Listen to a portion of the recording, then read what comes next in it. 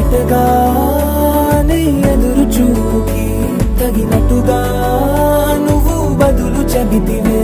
అరి దేవుడా దాని తలో పడే పిల్లడాంట దగ్గరై నన్ను చేరదీస్తివే. బుట్ట బొమ్మ నన్ను చుట్టుకుంటివే. జిందగీకే అట్ట బొమ్మై జంట కట్టుకుంటివే.